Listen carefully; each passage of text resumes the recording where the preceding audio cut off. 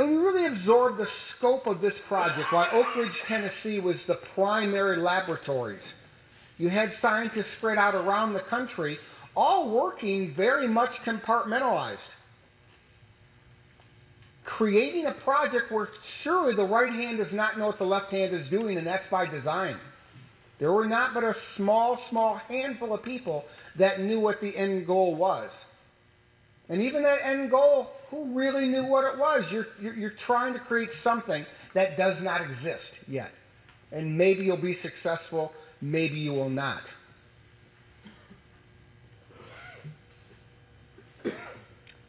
As Roosevelt was running for a fourth term at the convention, unprecedented fourth term, his health was just abysmal. And it was crystal clear whoever was to be Roosevelt's vice president, and he had many of them throughout his 13 years, would become president. And we look at this quote by Harry Truman, and you wonder, was he the right man for the job or not?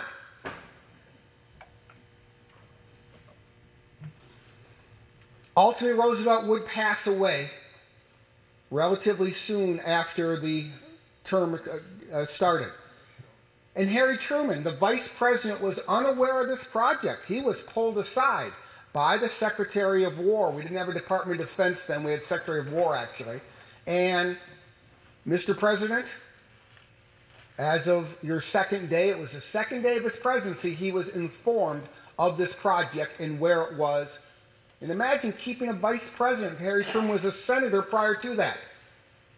A vice president had zero knowledge of this project, this great Manhattan Project.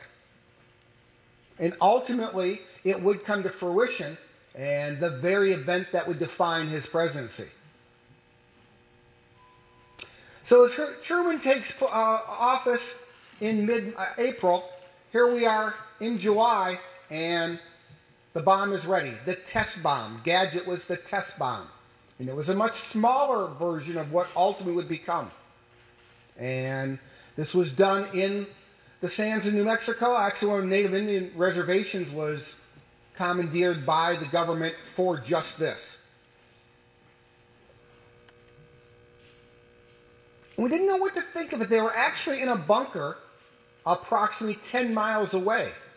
And while radiation was a thought, for the most part, radiation was not fully identified. Nobody really understood what radiation was. And they were expecting much more of an instant reaction to radiation. And thus, upon the smoke clearing and walking out to the test site, we're fine. I guess this radiation doesn't really exist all that much. Well, unfortunately, as we know with radiation today, it's not an immediate problem, but a relatively short-term problem. So the test bomb would be successful. And that sounds like a given, except for nothing is given when you're walking into the unknown. The idea that this would work, and if it did work, would the test bomb even go off as expected? Which would set up really Harry Truman's presidential decision. What does he do? And he's got two different overriding options. And this is put together by his cabinet, who had actually several who were aware of this, were anticipating this long before Truman was aware of this bomb.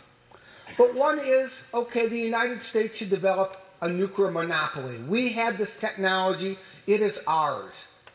We can dictate the end of this war on our terms. Power politics says, we've got it, let's use it, and let's make our enemies bend to our will.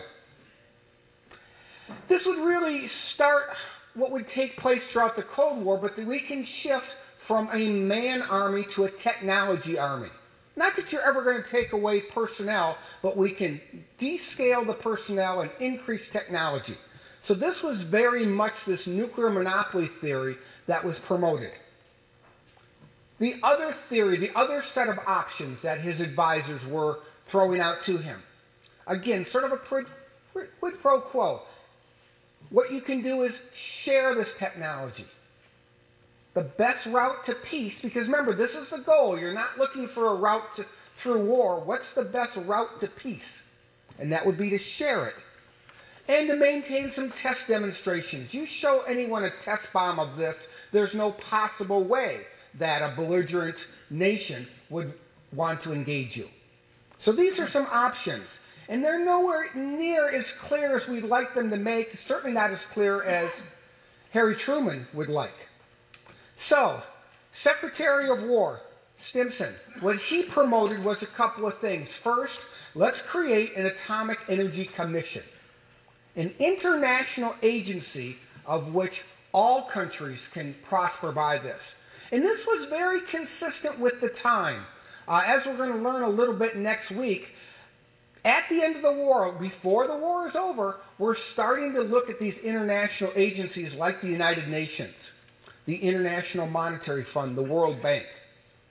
Because the world knows that we've got to pursue a different path, because if we continue at the end of World War II with the same path of somewhat of advanced nationalism, World War III is almost inevitable.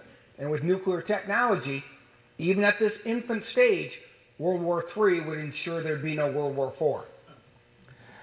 Non-military demonstrations. We do not need to be the country to drop this bomb on anyone. We can put forth non-military demonstrations. There are islands in the South Pacific. We've got the photographic equipment. We simply detonate it and show this to the Japanese leadership, and absolutely they will terminate hostilities. You share the technologies, because as we see, and we've learned this throughout the last several weeks, we've got a tremendous animosity with our allies, the Soviet Union. And clearly that would manifest itself in the 1940s, 50s, 60s, and 70s through the Cold War. But we can share this with them, and that would relieve their need to establish what we call buffer states, or maintaining a strong presence in Eastern Europe after the war. So Russia has their post-war considerations. This is one way we can help shape those and modify those. And ultimately, when you do this, when you share, you avoid an arms race.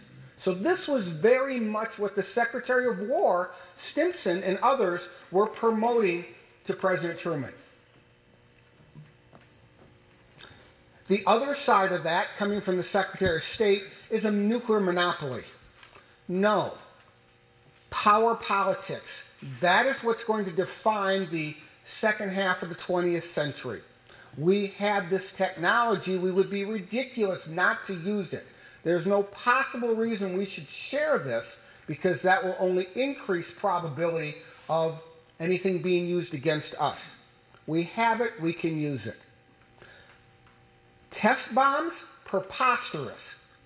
Military, people understand reality, not false runs, not tests. We need to have a military demonstration. This bomb was built to be used. Let's use the damn thing.